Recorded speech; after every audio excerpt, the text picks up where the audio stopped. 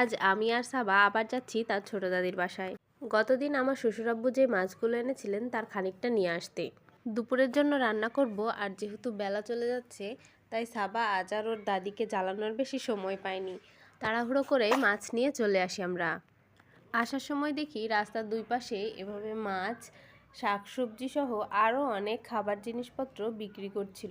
গ্রামে যেমন প্রতি সপ্তাহে নির্দিষ্ট দিনে হাট বসে, আর তখন সেখান থেকেই মানুষজন তাদের প্রয়োজনীয় খাবার জিনিসপত্র কিনে নিয়ে যায়, এখানে ঠিক তেমন নয়।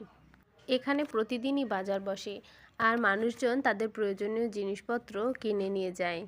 আমিও এখান থেকে আমার প্রয়োজনীয় কিছু জিনিসপত্র নিয়ে তাড়াতাড়ি বাসায় চলে আসি। যেহেতু আমার বাসায় ফ্রিজ নেই তাই মাছ মাংস আমি ছোটামুর বাসাতেই রেখে আসি। বাসায় এসে আমি তাড়াহুড়ো করে রান্না করতে শুরু করে দিই। আজ আমি মাছ আর বড়ি দিয়ে ফুলকা ঘাঁটি করব, আর টমেটো আর বড়ি দিয়ে মাছও ভুনা করব। যেহেতু সাবা অনেক ছোট আর আমি একা বাসায় থাকি, তাই ছোট বাচ্চা নিয়ে সংসার সামলানোটা অনেক কষ্টকর হয়ে পড়ে।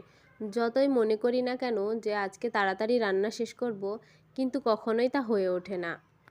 তারপরও চেষ্টা করি সময় মতো সব কাজ শেষ করতে, কারণ আমার যদি রান্না করতে দেরি হয় তাহলে সাবার বাবা অফিস থেকে এসে না খেয়ে চলে যেতে হবে।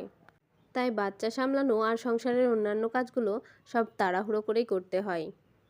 সাবার বাবা বড় মাছ খুব একটা খেতে পছন্দ করে না, তবে বড় মাছ ভুনা করে দিলে সে তাও একটু খায়। সেজন্য আমি আজকে এই মাছগুলো ভুনা করব, টমেটো আর বড়ি দিয়ে। আর এভাবে মাছ রান্না আমার অনেক পছন্দের। সাবা ভাজা মাছ পছন্দ করে, আর সেজন্য আমি এদিকে রান্না করছিলাম আর সাবাকে ভাজা মাছ খাওয়াচ্ছিলাম। গ্রামে থাকতে ভাবতাম শহরের মানুষদের আর কী কাজ, রান্নাবান্না করা, খাওয়া দাওয়া আর ঘুমানো। এখন আমি বুঝতে পারছি আসলে বাচ্চার মায়েদের কাজের কোনো শেষ থাকে না। গ্রামে তাও বাচ্চাকে কারো হাতে দিয়ে অন্য কাজ সারতে পারি, কিন্তু এখানে তো তারও উপায় নেই। বাচ্চারা বন্দি জায়গাতে থাকতে কখনোই পছন্দ করে না, আর সে কারণেই সাবা এখানে আসার পরে আরও বেশি দুষ্টুমি করে। এদিকে আমি রান্না করতে করতে সাবাকে খাওয়ানোও শেষ করে ফেলি। খাওয়া শেষ করে সাবাকে ঘুম পাড়িয়ে দিই। এর মধ্যে আমার রান্নাও শেষ হয়ে যায় আর সাবার বাবাও বাসায় চলে আসে দুপুরে খাওয়ার জন্য।